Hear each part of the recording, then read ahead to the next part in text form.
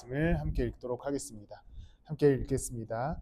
8장 37절부터 39절까지 말씀입니다. 시작. 그러자 거라사 주위의 고을 주민들은 모두 예수께 자기들에게서 떠나 달라고 간청하였다. 그들이 큰 두려움에 사로잡혔기 때문이다. 그래서 예수께서는 배에 올라 되돌아가시는데 귀신이 나간 그 사람이 예수와 함께 있게 해달라고 애원하였으나 예수께서는 그들을 돌려보내시며 이렇게 말씀하셨다. 내 집으로 돌아가서 하나님께서 내게 하신 일을 다 이야기하여라. 그 사람이 떠나가서 예수께서 자기에게 하신 일을 낱낱이 온 읍내에 일렀다. 아멘.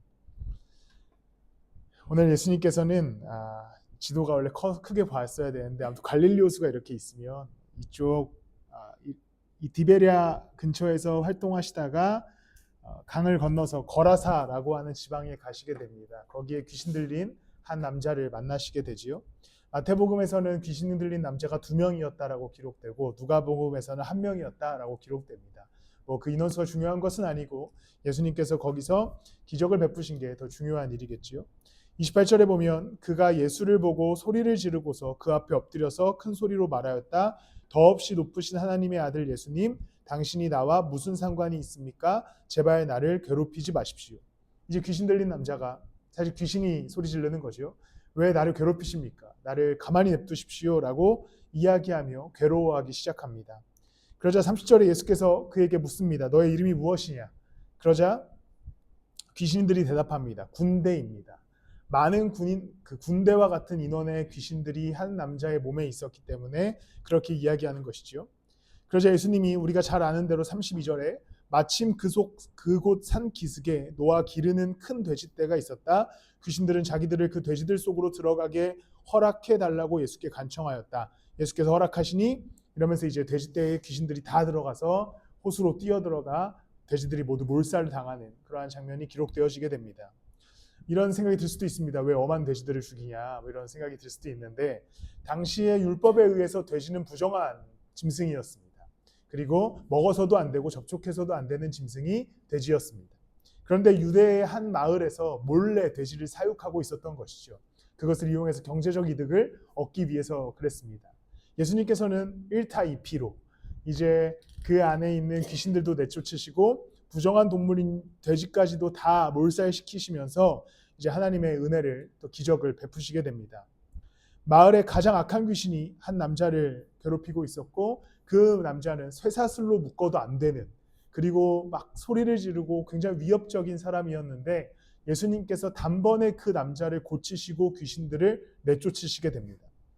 어떤 반응이 있어야 했을까요? 마을 사람들이 축제를 하거나 그 가족들이 즐거워해야 했을 텐데 37절에 보면 이렇게 기록됩니다. 그러자 거라사 주위의 고을 주민들은 모두 예수께 자기들에게서 떠나달라고 간청하였다. 그들이 큰 두려움에 사로잡혔기 때문이다. 그래서 예수께서는 배에 올라 되돌아가시는데 마을 사람들은 예수님을 환영하지 않습니다. 그 귀신 들린 자를 고쳐주시고 귀신들을 내쫓아 주셨음에도 불구하고 더 이상 예수님이 이곳에 있지 말아달라라고 부탁하는 것이죠. 왜 그랬을까요?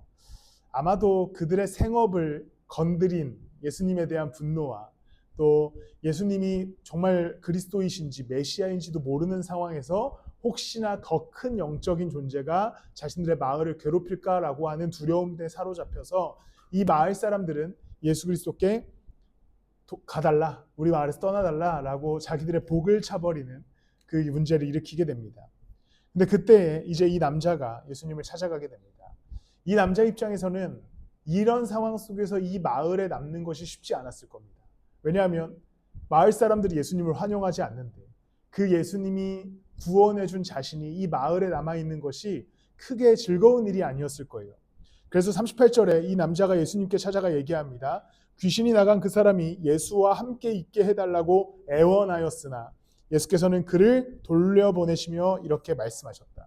이 남자가 예수님께 그냥 단순히 따라갈게요 라고 한 것도 아니고 애원합니다. 주님 저를 데려가 주십시오. 저 주님과 함께 있게 해주십시오. 그러자 39절에 보면요. 예수님께서 이렇게 대답합니다. 너의 집으로 돌아가서 하나님께서 내게 하신 일을 다 이야기하여라. 그 사람이 떠나가서 예수께서 자기에게 하신 일을 낱낱이 온 읍내에 알렸다라고 기록됩니다. 예수님께서 이제 그에게 말씀하시기를, 야, 돌아가. 나 따라오지 말고 원래 살던 그 마을로 돌아가서 너에게 하신 하나님의 일을 낱낱이 다 온 읍내에 알려라 라고 말씀합니다.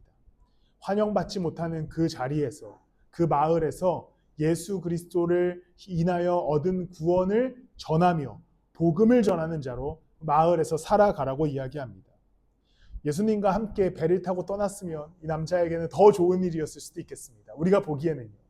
그러나 예수님께서는 이 남자를 통하여서 하고자 하셨던 일이 분명히 있었던 것이지요. 이 거라사라고 하는 마을에 이 남자가 남아서 어떠한 핍박을 당하고 어떠한 소문이 나고 어떠한 갈굼을 당해도 예수 그리스도의 기적을 경험한 자로서 그리스도께서 하신 일을 전해야 하는 그 임무를 맡고 거라사라고 하는 마을에 이 남자가 남게 됩니다. 이제 이 남자는 그곳에서 치유해 주신 예수 그리스도, 귀신을 내쫓으신 그리스도를 고백하면서 살아야 했고 예배와 찬양을 드리면서 살아야 했습니다. 결국 그리스도의 능력은 이 남자의 거라사라고 하는 마을에 살고 있었던 이 남자의 삶 속에 일어난 능력입니다.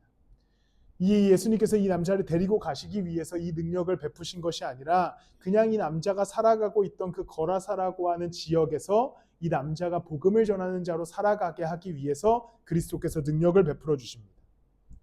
우리는 예수 그리스도의 십자가와 그분의 부활하심으로 죄사함을 받은 능력 안에 살아가게 됩니다. 그런데 우리도 구원받으면 한 명씩 한 명씩 바로바로 천국으로 데려가 주시면 물도 안 새고 참 좋을 텐데 구원받은 자들을 우리도 동일하게 우리의 삶의 자리에 남겨두시는 것이죠. 죽음을 맞이할 그날까지 언제일지 모르지만 예수님께서는 우리를 각자의 삶의 자리에 남겨두셨습니다. 그리고 우리의 마을을 살아가게 하시죠. 각자의 삶의 자리를 살아가게 하십니다. 근데 그 삶의 자리를 어떻게 살아가게 하시냐면 이 남자에게 돌아가서 하나님이 너에게 하신 일을 전하면서 살아가라 라고 말씀하신 것처럼 우리에게도 동일하게 이 땅을 살아가면서 그리스도의 구원을 얻은 자로 십자가의 능력 가운데 있는 자와 같이 그 안에서 기쁨을 누리며 살아가라고 명령합니다. 그리고 복음을 전하는 자로, 복음을 드러내는 자로 살아가라고 말씀하는 것이죠. 이제 이 말씀에서 이야기하는 것은 거라사라고 하는 도시로 이 광인을 돌려보낸 예수님이 2026년 현재 우리의 삶을 살아가는 우리에게도 그 삶으로 돌아가라고 말씀하시게 됩니다. 이 땅에서 갖고 있는 수많은 현실들, 또 이념의 갈등들, 그리고 문제들, 또 교회에 대한 어떠한 색안경들, 이런 상황 속에서 우리는 다시 그곳으로 돌아가야 됩니다. 교회가 욕을 먹을 때, 신앙인들이 욕을 먹을 때 우리는 거기서 분리되어서 그냥 자유하게 사는 것이 아니라 우리는 그 마을로 돌아가 그리스도께서 우리에게 행하신 그 구원의 은혜와 그리고 그 십자가의 능력을 삶으로 또한 입술로 고백하며 살아가게 되기를 소망합니다. 오늘 우리는 예배를 끝나면 동일하게 이제 각자의 삶의 자리로 돌아가게 됩니다. 예수님께서 동일하게 우리에게 말씀하실 것 같습니다. 너의 집으로 돌아가서 하나님이 너에게 하신 일을 다 이야기하여라. 우리의 삶의 자리로 돌아가 그리스도께서 우리에게 베푸신 구원의 은혜와 십자가의 능력, 그 부활의 능력을 다 이야기하며 살아갈 수 있는 그 용기와 믿음이 우리 가운데 있기를 축복합니다. 여전히 삶의 문제를 안고 살아가겠지요. 여전히 예배가 끝나도 또 우리에게는 많은 삶의 일들이 우리 가운데 해결해야 될 일들이 있을 겁니다. 우리는 그 자리로 돌아가게 될 겁니다.